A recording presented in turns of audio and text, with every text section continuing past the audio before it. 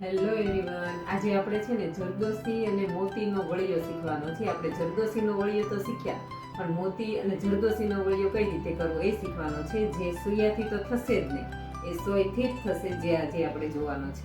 જો પહેલા આ રીતે દોરો ઉપર લઈ લેવાનો છે, પછી આપણે છે ને આવડી જરદોશી લેવાની છે.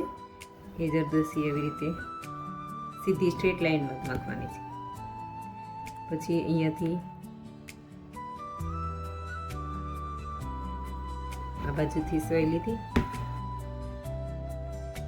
અને આ રીતે આ બાજુ લઈ લેવાની. હવે મોતી લેવાના છે. 1 2 3 4 5 6 7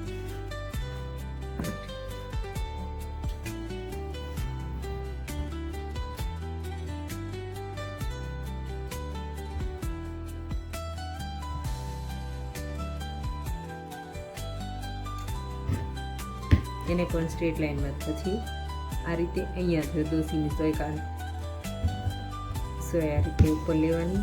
પછી આ બેમાંથી આ બાજુ લઈ લેવાની છે. આપણે વળ ચડાવવાના છે, જો ખાસ જોજો. હવે આ અહીંયાથી આપણે સોય કાઢવાની છે બહાર.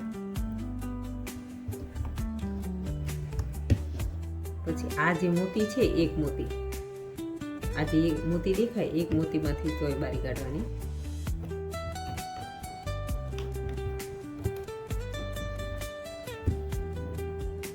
પછી એ સોયને અહીંયાથી આ બાજુ જરદોશીમાંથી બારી કાઢવાની.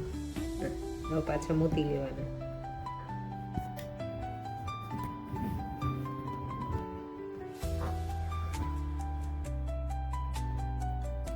અહીંયાથી સોય બારી કાઢવાની.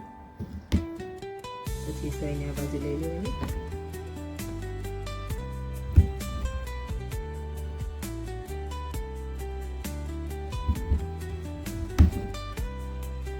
આ મોતીમાંથી કાઢવાની સોયને, એક જ મોતીમાંથી કાઢવાની.